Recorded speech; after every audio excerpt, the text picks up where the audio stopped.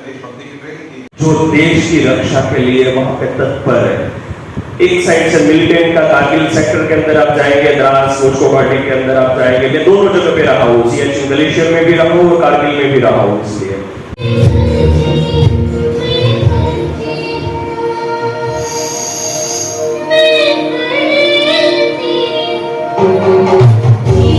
अगर मैं नहीं रोका तो ये लोग अंदर आ गए। You understand? तो उस जज्बे से કસ્તુરબા મહિલા કોલેજ દેવરાજનગર ખાતે રાષ્ટ્રીય સેવા યોજના યુનિટના ઉપક્રમે એક રાખી ફौजी કે નામ આવા શીર્ષક હેઠળ સિયાચીન અને કારગિલ ક્ષેત્રમાં જે જવાનો અત્યારે ફરજ બજાવે છે તેમની માટે રાખડી મોકલવા અંગેનો કાર્યક્રમ યોજવામાં આવ્યો હતો। અમારી કોલેજમાં અભ્યાસ કરતી 300થી વધુ દીકરીઓએ પોતાની જાતે રાખડી બનાવી અને આજે ભારતીય પોસ્ટ વિભાગના સહયોગથી કાર્યક્રમ યોજવામાં આવ્યો હતો, જેમાં એરવિંગ એનસીસીના ગ્રુપ કેપ્ટન મનીષ મહાજન સાહેબ અને કારગિલ ક્ષેત્રના યુદ્ધ સમયે જેમને પોતાનું પરાક્રમ બતાવેલું તેવા નિવૃત્ત હવાલદાર માલદેવસિંહ ગોહિલ અને ગ્રુપ કેપ્ટન ભરતસિંહજી ગોહિલની વિશેષ ઉપસ્થિતિમાં આ કાર્યક્રમ યોજવામાં આવ્યો હતો, જેમાં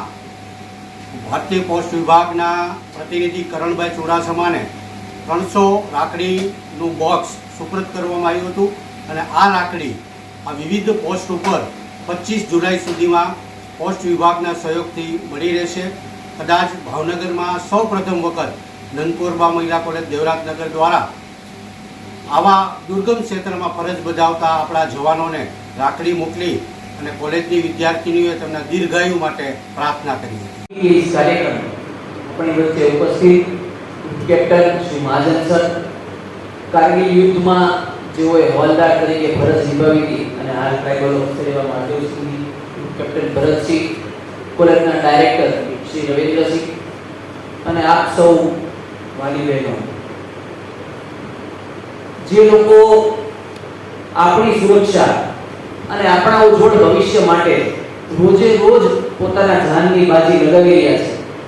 એમના પ્રત્યેનો એક કૃતજ્ઞ ભાવ રજૂ કરવા, એમના પ્રત્યેના પ્રેમની લાગણીની રજૂઆત કરવા, એમની સુરક્ષા માટે આપણે પણ ઈશ્વરને પ્રાર્થના કરીએ છીએ એવો અહેસાસ એમને થાય, એવા એક હેતુથી હું પોસ્ટ વિભાગમાં કામ કરતા કરતા એક એવો આઈડિયા આવ્યો, મારા એક મિત્રએ મને આ વિશે પ્રેરણા આપી। છેલ્લા 5-6 વર્ષથી આ કાર્યક્રમ કરીએ છીએ અને અલગ અલગ સ્કૂલો અને કોલેજોમાં અમે આ વાત કરીએ છીએ કે ભાઈ દીકરીઓ છે રાખડી બનાવી અને આ સૈનિકોને મોકલે તો ત્યાં જે જવાન, તમે માધવસિંહજી સાંભળ્યા, હું ભાગ્યશાળી છું કે હમણાં જ આ મે મહિનાના વેકેશનમાં આ બધા જ એરિયાની મુલાકાત લઈ શક્યો છું। ખાસ કરીને કારગિલ વોર મેમોરિયલથી ચાલુ કરીને Turtuk village, Kargil war memorial દ્રાસમાં અત્યારે બનાવવામાં આવ્યું છે। હું વિનંતી કરીશ કે જો શક્ય બને તો બધા એકવાર વિઝિટ લેજો અથવા તો એના વિશે YouTube માંથી જાણજો। જેટલા પણ દેશના જવાનો એ દિવસોની અંદર કારગિલ યુદ્ધમાં શહીદ થયા એને અંજલિ આપવા માટે થઈને કારગિલ વોર મેમોરિયલ બનાવવામાં આવ્યું છે અને આ વખતે આ કાર્યક્રમને ખાસ બનાવવાનો પ્રયત્ન કર્યો અને રવિન્દ્રસિંહજીનો અને ભરતસિંહજીનો પૂરો સહકાર મળ્યો, કારણ કે ચાલુ વર્ષે કારગિલ વિજય દિવસના 25 વર્ષ થવા જઈ રહ્યા છે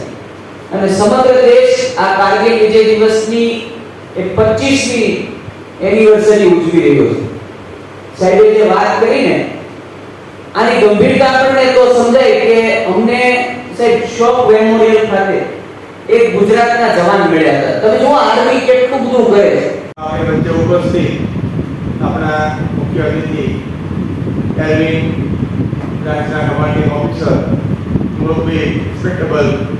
મનીષ સર, મહાજન સર, આપણી વચ્ચે એવા ઉપસ્થિત કે જેમને આર્મીમાં એમનું જીવન ન્યોછાવર કરીને આપણી રક્ષા માટે પ્રદાન કર્યું છે તેવા મુરબ્બી કેપ્ટન શ્રી ભરતસિંહજી, તેમજ આપ સૌ જાણો છો આપણી કોલેજ સાથે કોઈ પણ આર્મીનો કાર્યક્રમ હોય કે આપણી કોલેજની આર્મી વિશેની કોઈ પણ માહિતી સંદર્ભે આપણે ભરવો થતો હોય ત્યારે હર હંમેશ એમનો સહકાર આપણને મળતો રહેતો તેવા આપણી વચ્ચે ઉપસ્થિત હવાલદાર માધવસિંહજી તેમજ આ સંયુક્ત કાર્યક્રમમાં આપણે જે રાખડીઓ બનાવી છે તે કારગિલ અને સિયાચીનના જવાનો સુધી પહોંચતી કરવા માટેની જેમણે જહેમત ઉઠાવી છે અને વર્ષોથી જેઓ કાર્યરત છે